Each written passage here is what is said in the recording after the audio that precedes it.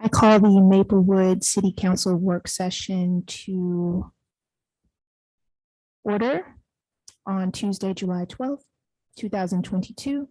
Mr. Reese, would you please conduct a roll call? Councilmember Crossley. Councilmember Fockingham. Councilmember Holman. Here. Councilmember Jones. Here.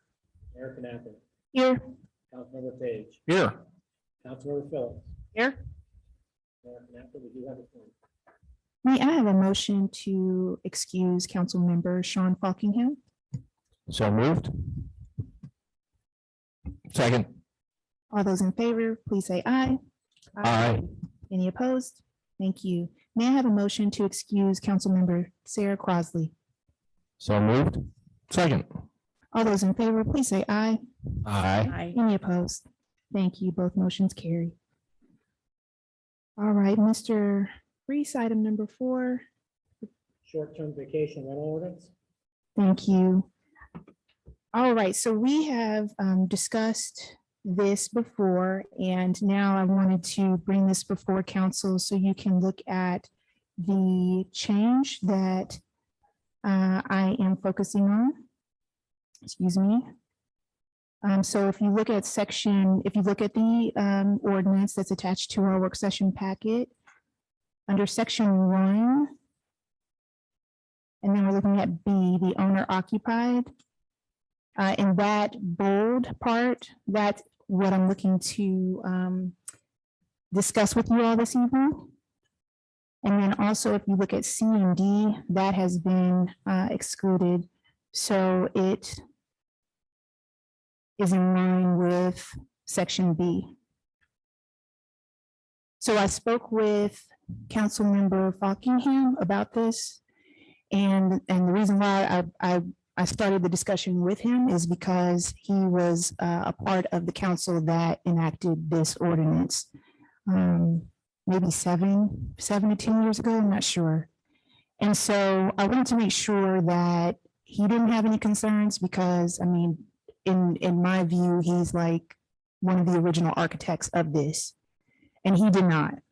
And so because of that, I brought it forward to you all again to discuss this, to give the community members in Maplewood who would like to rent their home out an opportunity to do so.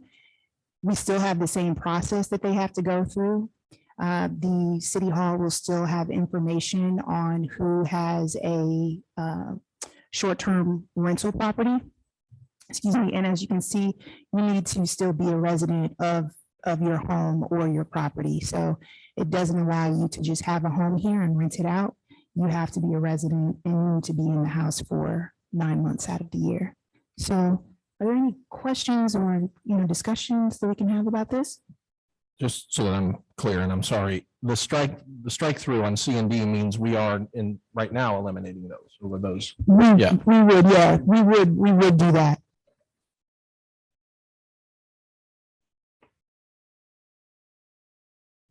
My first question would be, who polices the, how long a homeowner is there or not there? Who's keeping track of that, and how is that administered? That is not our job. That is Mr. Reese's. So pitch that to him. Councilmember Phillips, it's a good question. We've started, given this potential change, if council were to adopt this, we started to talk about this at the staff. I don't have an answer for you tonight. We started to talk about it at staff level. We do have a company that we've engaged that currently tracks when a rental unit is available or is on the market. And with that, we are able then to verify, is it a single family or is it an apartment?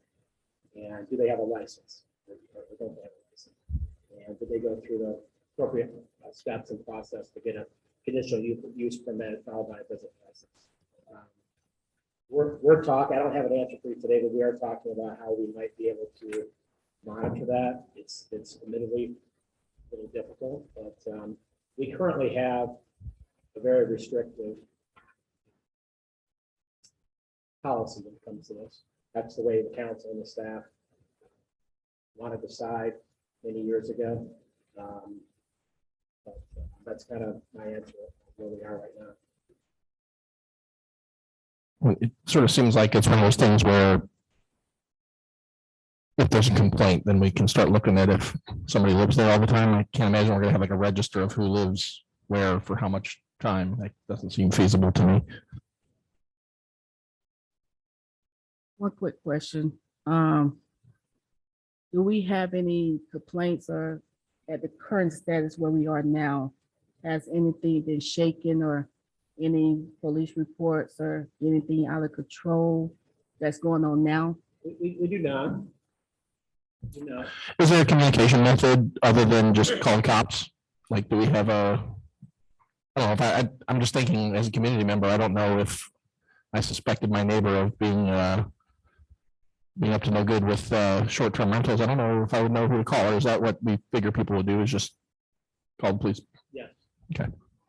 The ordinance was initially written, and I apologize, I don't have it here, but the ordinance was initially written that there was to be a sign posted at somewhere on the property that says, this is rented as a short-term vacation rental, et cetera, for questions, please contact a phone number for the homeowner.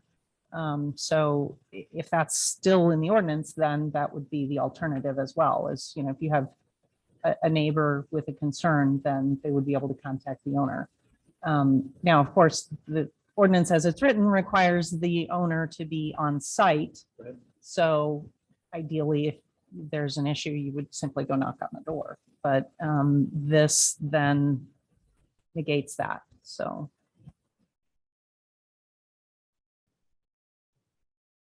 Just so I can make sure I understand that. So in the ordinance now, and I'm sorry, I haven't read it to see that part. We're putting a sign in the yard. So it's like advertising that's a short term, or is it a sign to us? A sign on the property, like in the window, like if someone were to go knock on the door, it was initially written to be a small discreet sign at the door or in the window. Got a little nervous. I didn't want people to know that's a short term, and people do crazy stuff these days. So I was just making sure that was not bulletin board out there. I'm sorry, Councilman, can you repeat that? I said I was a little nervous that when she said a sign, I didn't want it to be where it's bulletin board, because what if somebody do move out and that house is vacant and people know it's a rental property and you could have break-ins or certain things going on. So I was just making sure we're not advertising that where people could actually see that. I didn't want that to be in there, because then I can say we might need to change that part too. I just found it, actually. It's in section L. The section 14-802, item L is where it states that their permit should be displayed.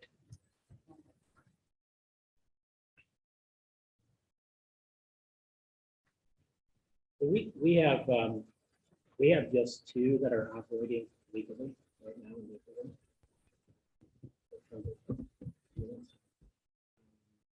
There's a couple that are operating illegally that we've informed.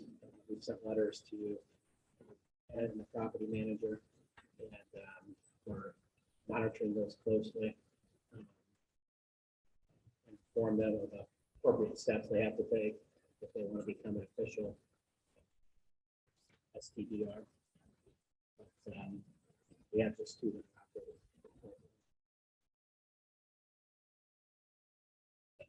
One thing with respect to what Councilmember Phillips mentioned earlier, which is that what we could, and what Michael was talking about, is there's a provision that says that any false statements in the application shall be grounds for denial of permit revocation.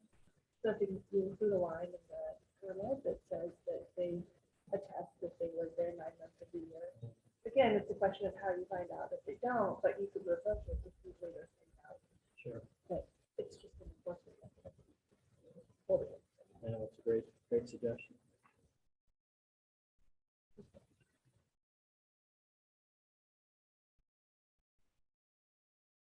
we can definitely do that if that's council's desire. And we can make it real clear.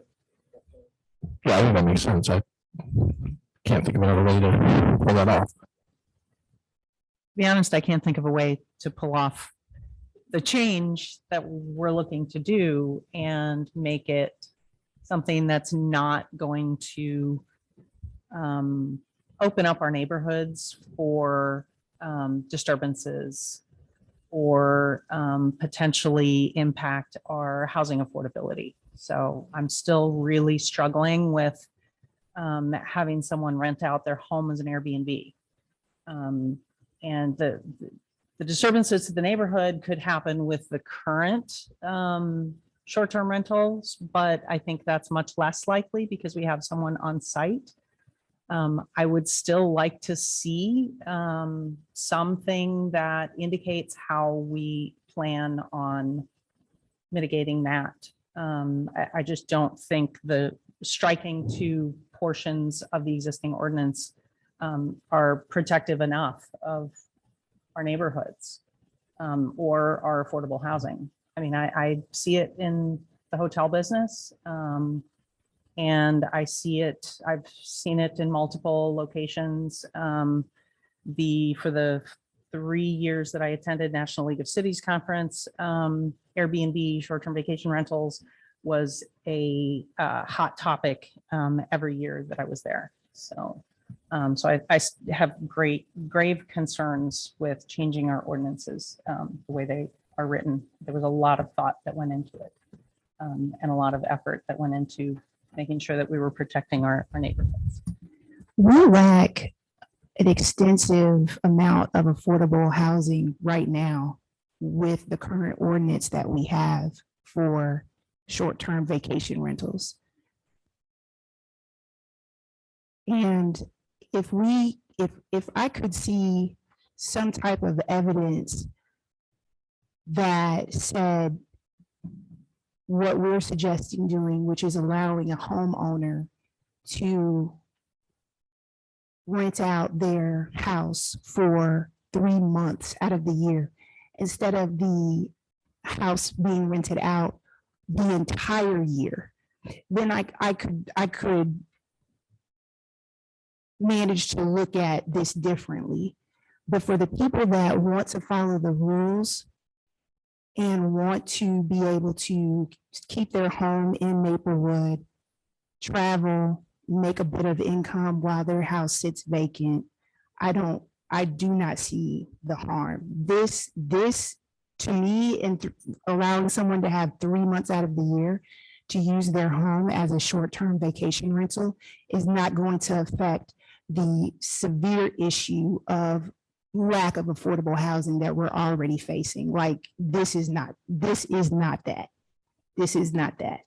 respectfully. So I understand, but I think we are talking about apples and oranges when it comes to what you relied upon regarding the National League of Cities and Airbnbs or short-term vacation rentals, when that's happening for an entire year. And we're giving residents that are wanting to follow our ordinances 3 months. Respectfully, my comments about the National League of Cities conferences were not about rentals for 3 months out of the year or for long-term rentals. It was about the disturbances in the neighborhoods for someone staying overnight, renting an Airbnb for a party, someone staying for the weekend, renting Airbnbs for parties. It was the disruption of the fact that the homeowners are not there. That's the difference for me. It is, if someone is traveling for 3 months out of the year, that means they're not on property managing their rental guests. And that's where I have the biggest problem is as someone who lives on a very quiet dead end street, I wouldn't want the house next door to me to be an Airbnb for 3 months out of the year.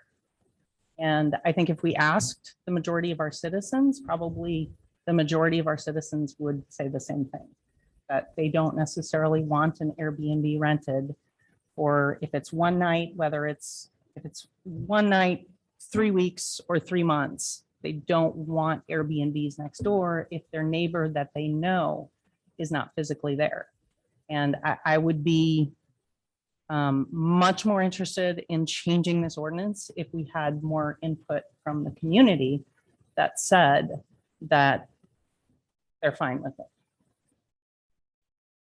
So I just want to say, comment on everything. I'm a kind of like data type of person and look, and as our city manager just told us, we haven't had any problems.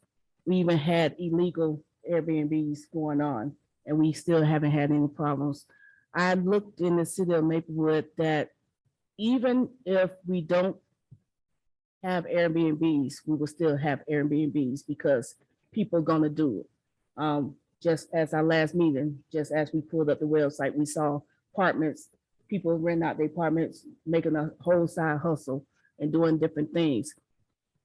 It's all about right now, if we change the ordinance or not change the ordinance, it's still gonna be the same. People gonna still do what they wanna do. They gonna still do Airbnb because Airbnb has been doing something going on.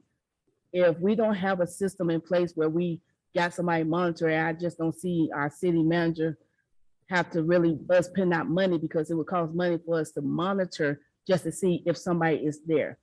I could go travel for 3 months out the year. My sister is staying at my house watching my kids. But if my neighbors see her, they don't know what's going on. They might think it's me renting out my house, because I'm out of town. If nothing is being happening, nothing disturbance, nobody know if an Airbnb is there. If we had a lot of calls from our police department saying that we have a lot of ruckus going on in our neighborhood, I would be more concerned. But if we go to the police department and say, hey, how many disturbing the peace have we had or what's going on? And if the number is low, I don't think it's a very much concern that we have in Maplewood. I think Maplewood have more other concern than people rent out a house, because you got to think about it. These people who are doing these short-term rental, they leaving all their stuff in the house. So if somebody going there and tearing up, that means they is not really paying attention who they letting come in their house. You understand what I'm saying? I think if you do a short-term rental, I think you're gonna really pay attention who you allow to be around all your personal belongings for that moment. So I really believe that the people who want to do short-term vacation homes and everything will have more wisely choice. They're gonna pick people like them to do it, to stay in their homes. So I don't think it's a high, disturbance problem that, I think the community could get involved, because then I say if the community need to get involved, we have more other issues that the community need to get involved with. But that's just my point. As listen to the data. That's why I asked that question. Yeah, but to me, I think the question is, and it's unanswered, but I can see where it could go either way, that is the requirement for somebody to live in their house for 9 months protection enough to ensure that they're using their property responsibly. Because I think, when you say it, when you leave that in place, it's basically saying, well, this is their primary residence. So I think to Shayna's point is, well, you're going to take a more active interest in your primary residence. It definitely weakens the ordinance, but I don't know if that's a bad thing. I think what it does is basically say Maplewood's a town where you can do Airbnb, because really, for practical purposes, we aren't right now. I don't know. It's hard to say what the will of our constituents are, because I don't know that we've ever really asked them in an effective way.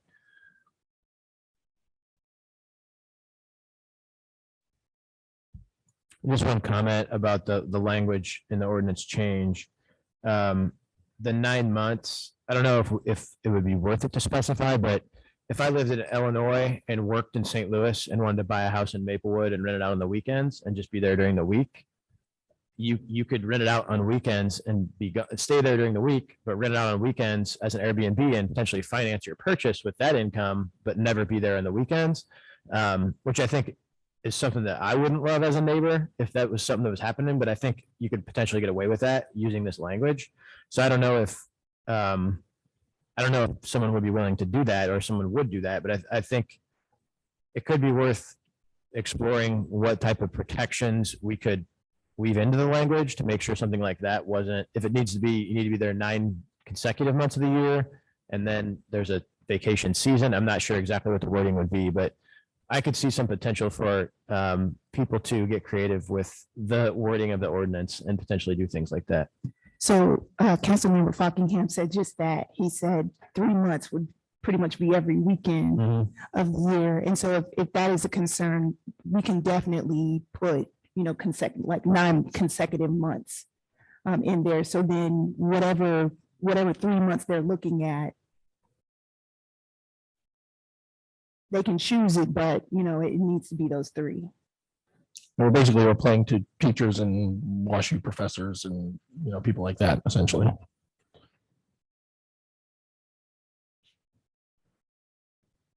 note one thing, which is just that under the definition of owner occupied, it's required to be their legal residence. And so that would be where you are registered to vote, where your taxes are, where your driver's license is, in theory. And so if you're playing that game, that least it's a game where you legally establish your residence for tax purposes. For what that's. Thank you. That's helpful.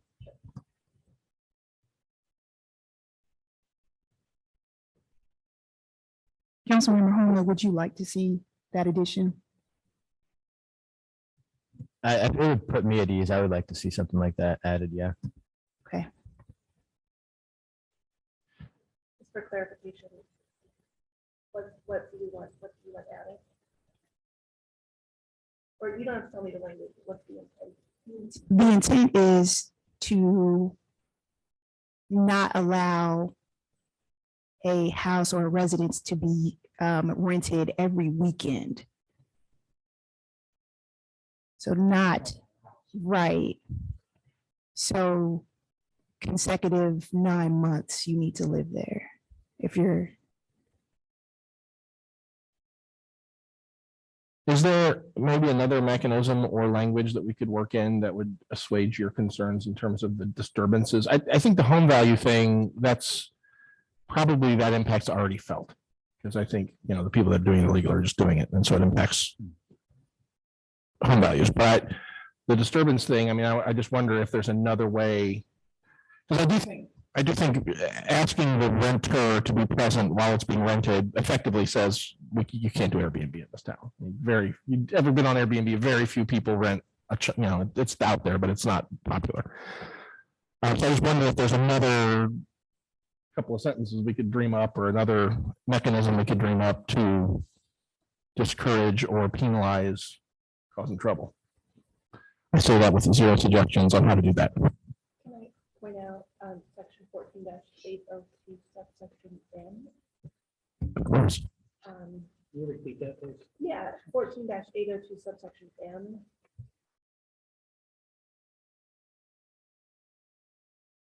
I don't know if that's enough, but language that I think is what we're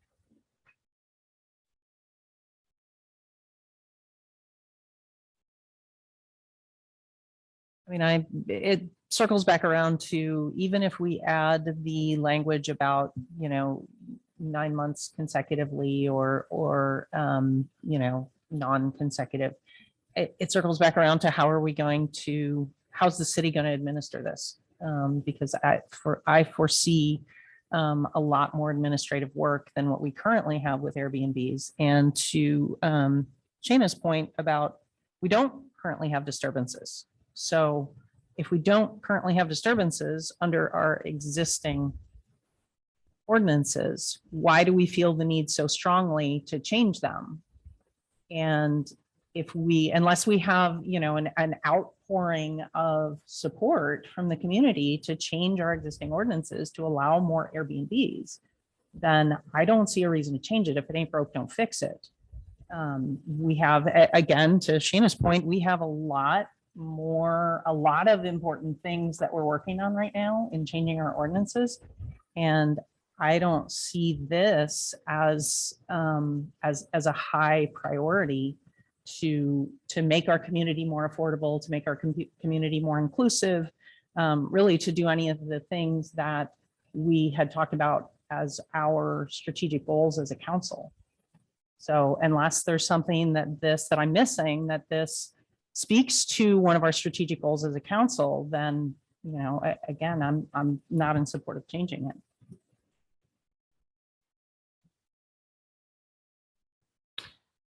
I had a community member talk to me about wanting to follow the ordinance and how the ordinance was restrictive, and I serve our community. So that's why I brought it here. And I don't think that this work or any change that needs to be done, if a community member comes to me and wants something addressed and I see that it's a reasonable request, then I am going to come to you all and talk to you all about it. I'm not going to put it on a priority list.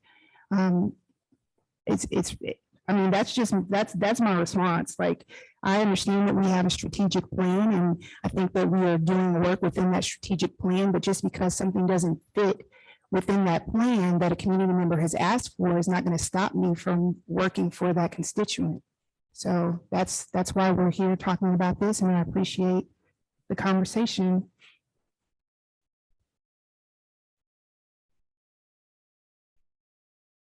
Any further discussion? All right, Mr. Reese, item number 5. Yes, hate crime legislation. So I brought this up to you all a meeting or two ago and let you all know that after talking with Attorney Graves, I thought we did not have a hate crime ordinance, but we actually do. And so what I would like to do is have Attorney Graves speak to us about the ordinance that we currently have.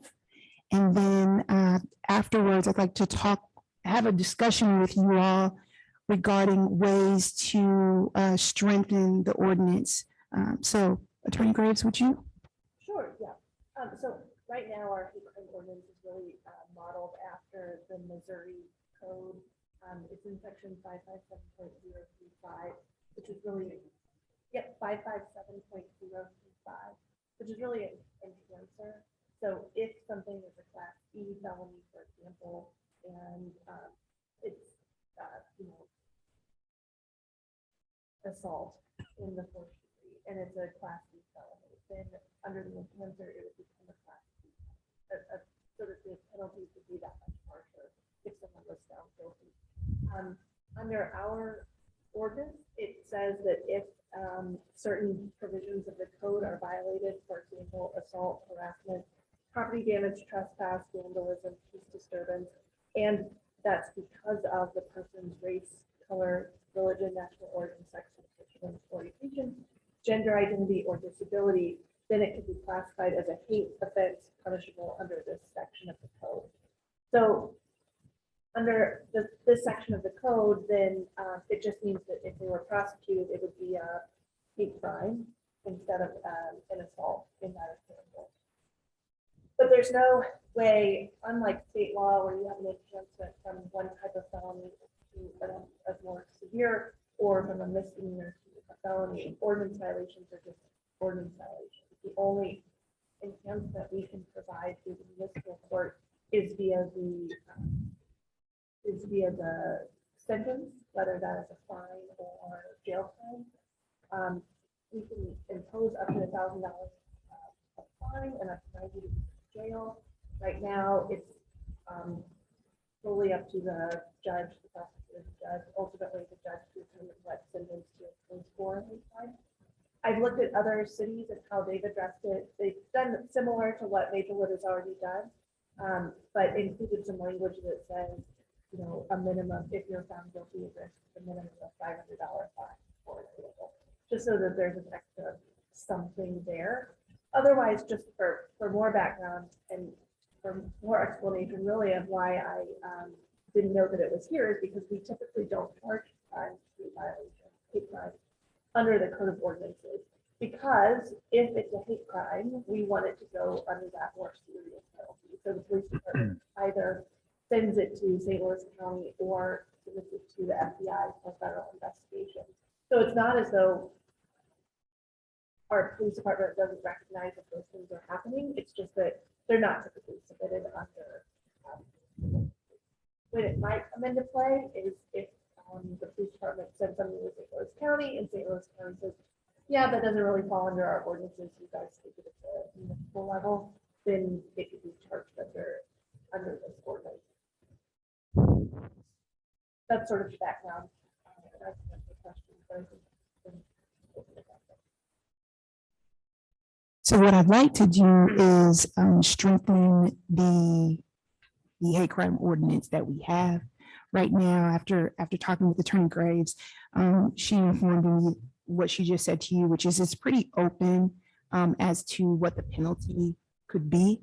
So let's say that something does get kicked back to Maplewood from the county, then it's up to the judge to determine what it's going to be. And what I'd like to see us discuss and possibly put into place is something that is going to be very clear, like these are your marching orders. So if you have a hate crime and it's found that this person committed a hate crime, then this is what the judge needs to do as far as punishment.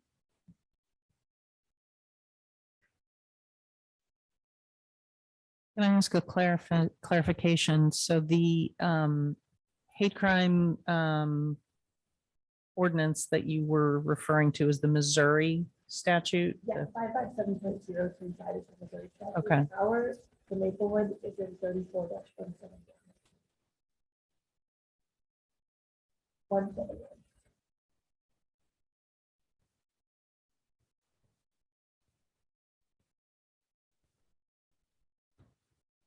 Am I not finding that online? So the thinking here is like, if somebody keeps stealing the flag off of the coffee shop on Sutton, the county police probably don't care that much about that, but we can hit them a little harder. Yes. All right, yeah, I'm on board for that. I will just tell you, it is always just from the prosecution side, difficult to prove intent. But I recognize that. Okay. But sometimes I think just the idea of having that in your quiver Sure. is nice, and also just the language of it is, that's some kids throwing around. That's a big word to throw on them to scare them. So it's no, that's part of the.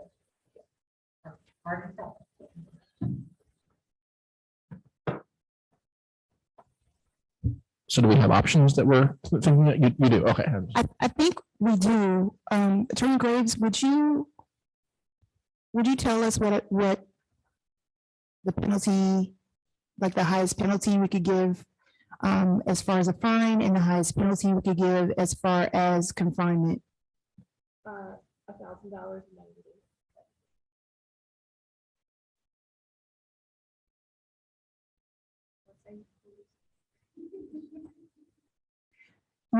You have a look on your face, council member.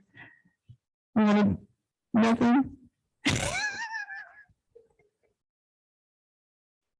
I'll give you all an example. We had prepared something similar for another city that we represent. And what they ultimately decided was that the ordinance is written to say that there could be no less than a fine of $500. That was for the third. Not suggesting it's right or wrong, just to be.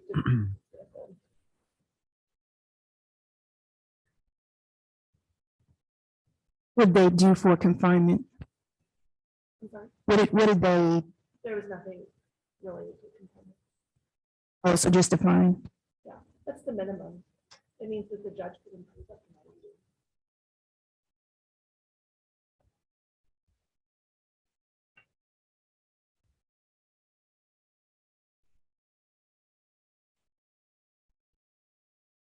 days. So just, again, I'm sorry, I'm lost. Stuff confuses me easily. This applies to basically any, or what ordinance violations can you make that can ordinance violation become a hate crime? I guess is my question. No. There's a limited group. 34 days. I'll read that. Yeah, assault, harassment, damaging property, trespass, institutional vandalism, peace disturbance. So it's not like, gotta be a. It's the same things that would be a hate crime that could be under state law that we have a. On the go. As far as putting a detail of a penalty in the ordinance, what are your thoughts, council members, on what Attorney Graves told us another city did, which was, the fine can be no less than $500? My only problem, I don't have a sense of what those offenses normally would run you. Are we hitting people with $100 and no confinement normally, and this would be like a giant step up? I just don't have a sense for that. So I realize that's judicial. Yeah, and I would say that it's very much. Sure. I could ask. Well, the thing is, I don't know if $500 is a lot or not. It doesn't sound like a lot, but In our court.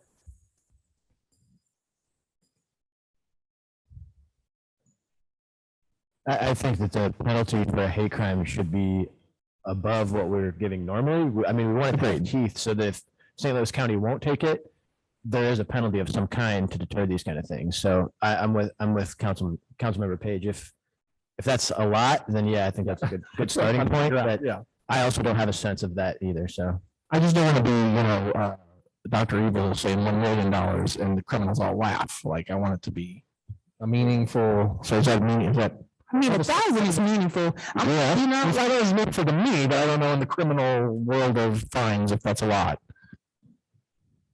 Seems like it. Again, it's a case by case, but in our court, someone, I can just anecdotally tell you. Right, well, we're taking case by case away, though. We're now going to say 500. So that's why I want to make sure we feel like that's a appropriate number. And it's no less, right? So like that's just the floor. Yeah.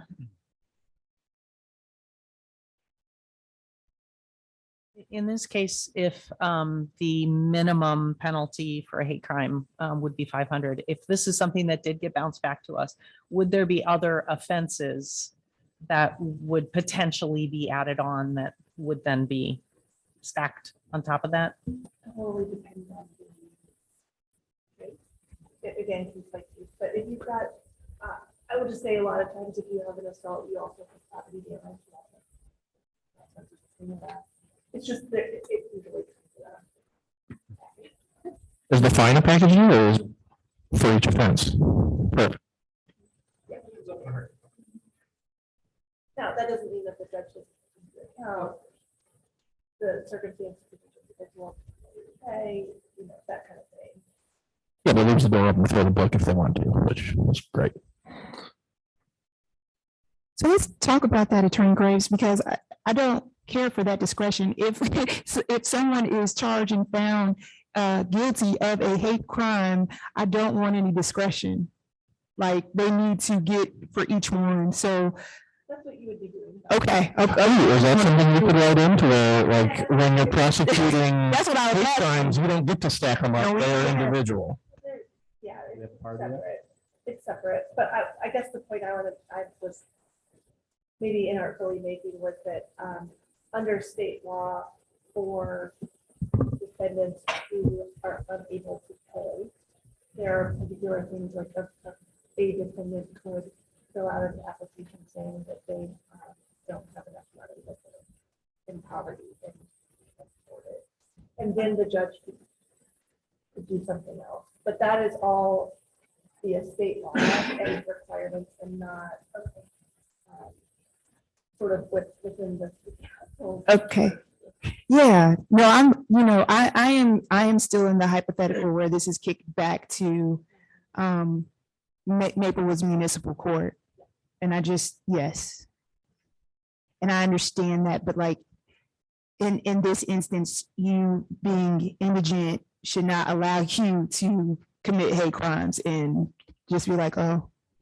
And so under state law, it's somewhat, well, I don't want to, I'm kind of speaking out of turn because I haven't studied it recently. but under, I believe, and I'm not the judge, it's just she's the one that makes these decisions. But I believe that when the judge, if the judge determines that someone is injured and unable to pay, it's not as though we just say we don't pay or do anything. She usually accepts community service in lieu of the fine. So X dollars, X hours equals X dollars. Okay, So it's not as though there's no punishment. Not as though you just walk away. okay, thank you. Sure.